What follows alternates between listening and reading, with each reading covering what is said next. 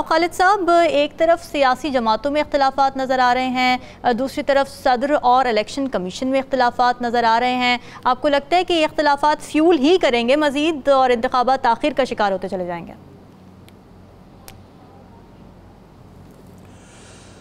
देखिए, जो तो बहाने बनाए जा रहे हैं मुख्तलिफ़ तरीक़ों से, हम देख रहे हैं पंजाब और KP के इलेक्शन से लेके तो अब तक जो सूरत हाल पैदा हुई है, इलेक्शन कमीशन की तरफ से तो बड़ा हमें वाज़ेह नज़र आता है कि वो तो भी हल्का बंदियों के नाम पे कभी एक ही वक्त में तमाम इलेक्शन होने चाहिए, कभी सिक्योरिटी मुयसर नहीं है, कभी साफ शफाफ इलेक्शन नहीं हो सकते, कभी गवर्नमेंट कहती है हम फंड नहीं दे सकते। तो इन सारी चीज़ों को मिला के, जी बिल्कुल, ये सारी चीज़ें मिला के वो उनके पास इतने बहाने आ चुके हैं कि वो अभी 6 महीने 8 महीने और गुजार सकते बड़े आराम से। अच्छा, जहाँ तक सियासी जमातों का ताल्लुक है, उसमें PTI के अलावा बाकी जितनी जमातें हैं उनका रवैया बहुत ही मुनाफिकाना रहा है थ्रू आउट।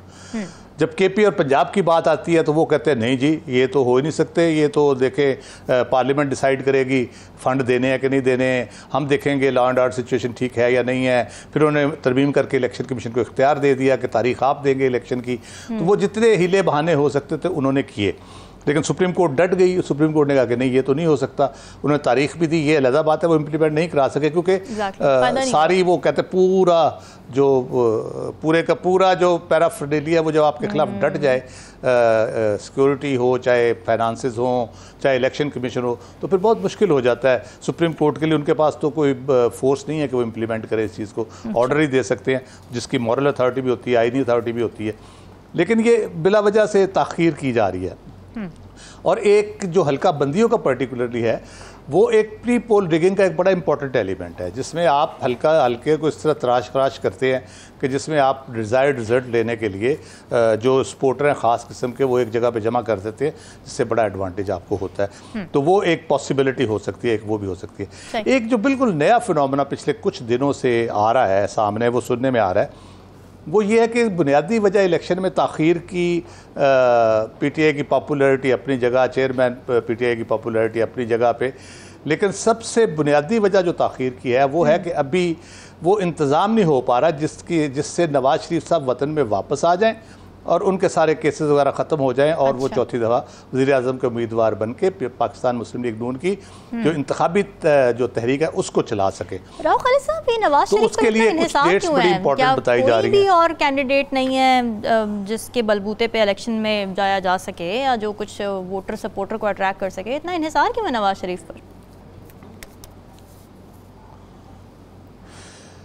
देखिए, हमारे यहाँ मैंने पहले भी जिक्र किया था, कहतुर रिजाल जो ओवरऑल लीडरशिप की कमी ख़ास तौर पे पूरी हमें हुई है। वो मोहतरमा बेनज़ीर भुट्टो जब शहीद हुई तो उसके बाद ले दे के नवाज शरीफ साहब ही बचे थे एक नेशनल लीडर के तौर पे जिनको आप रिकग्नाइज करते हैं या करते थे। जी जी। अब दूसरे जो है वो चेयरमैन PTI हैं एज नेशनल लीडर, वो एमर्ज हुए हैं। बड़ी कोशिश की गई मोहतरम बिलावल साहब को नेशनल लीडर के तौर पे उनको पेश करने की, सारा कुछ किया गया, लेकिन उनकी जो कह लें कि वोटर सपोर्ट है वो बड़ी लिमिटेड है।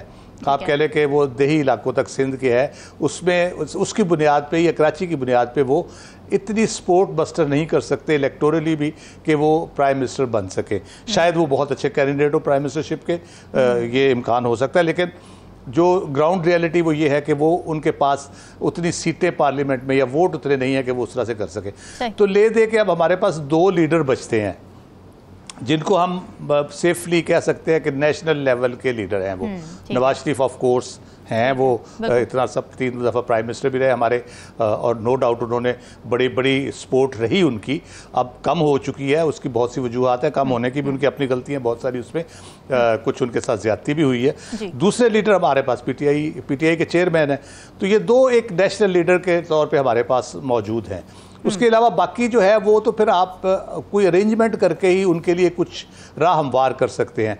नून के हवाले से ये है कि अगर वो पंजाब में आके वो कैंपेन करते हैं कोई अच्छी अपनी कैंपेन चला लेते हैं, अच्छे वोट ले लेते हैं, सीटें निकाल लेते हैं, 60 70 80 सीटें पंजाब से निकाल लेते हैं, इस तरह से उनको केपी में भी थोड़ी सी उनकी है प्रेजेंस, वो करके बाकी कोलिशन पार्टनर जैसे पहले उन्होंने पीडीएम ने मिलकर बनाई थी, इस तरह की एक हुकूमत वो बना सकते हैं जो एक असेसमेंट की जा रही है। तो वो यकीनन इस वक्त अगर पीटीआई के मुकाबले में कोई स्ट्रॉन्ग पार्टी या कैंडिडेट हो सकता है तो वो नवाज शरीफ को ही तस्वुर किया जाता है। ये और बात है कि जब वो आएंगे उनको पता चलेगा कि ये 90s की अब वो दौर नहीं रहा, रियलिटीज़ बिल्कुल चेंज हो चुकी है। अब ये 2023 का जो है ना पाकिस्तान, ये बिल्कुल मुख्तलिफ है। तो वो और बात है कि आके उनको किस किस्म की मुश्किलात का या किस किस्म के चैलेंजेस का सामना होगा। लेकिन सरे दस्त अगर हम ऐसे बनज़रे गायर जायज़ा लें सूरत हाल का, तो उसमें वो एक नेशनल लीडर के तौर पे चैलेंज करते हुए पीटीआई को नज़र आते हैं। राव खालिद साहब, इस वक्त किसकी जिम्मेदारी आप देख रहे हैं मेनली वक्त पर इलेक्शन कराने के हवाले से, जिसको हम जिम्मेदार ठहरा सकते हैं, जिससे हम उम्मीदें बांध सकते हैं कि भाई ये आके जो है ना वो इलेक्शन 90 डेज़ में इंश्योर करेंगे?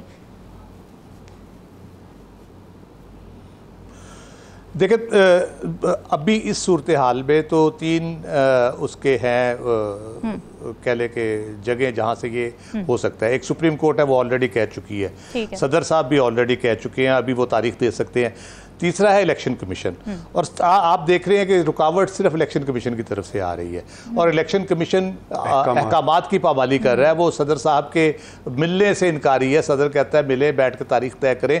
कोई भी आइन और कानून के मुताबिक जो चीज़ होनी चाहिए वो उसको करने से इनकारी है। तो वो इस तरह से क्यों कर रहा है? लेकिन असल मसला ये है, देखें जो सिचुएशन डेवलप हो रही है इस वक्त, ये फ्रस्ट्रेशन पॉलिटिकल पार्टीज़ में भी आएगी अल्टीमेटली, अगर ये लिंगर ऑन होती हैं चीज़ें।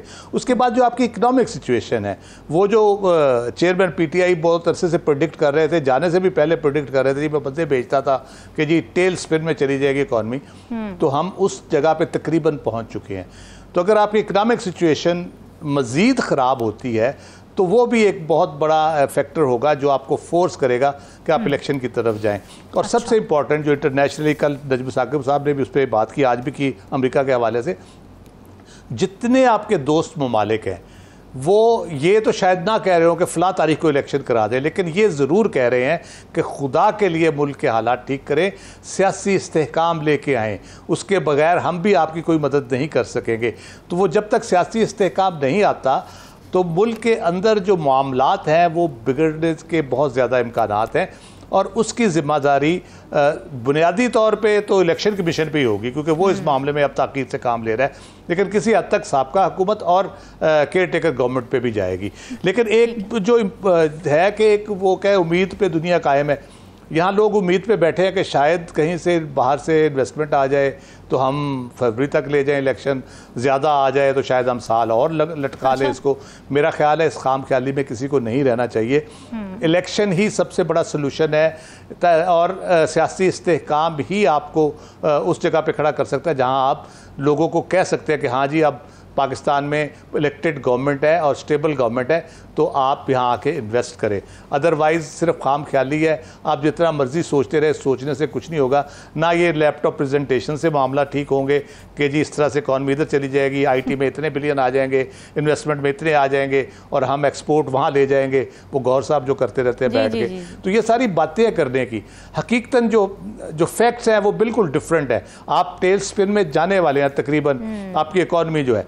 तो उसके बाद आप देख लीजिएगा अगले जब सितंबर के बिल अक्टूबर में आएंगे बिजली के, और पेट्रोलियम प्राइसेस जब 15 सितंबर को जो बढ़ने जा रही हैं, क्योंकि प्रोडक्शन कम करने का फैसला कर लिया इंटरनेशनल पावर्स जो हैं, रूस और सऊदी अरब में खास तौर पे जो सबसे बड़े ऑयल प्रोड्यूसर्स हैं। तो उसके बाद आप देख लीजिएगा यहाँ पे क्या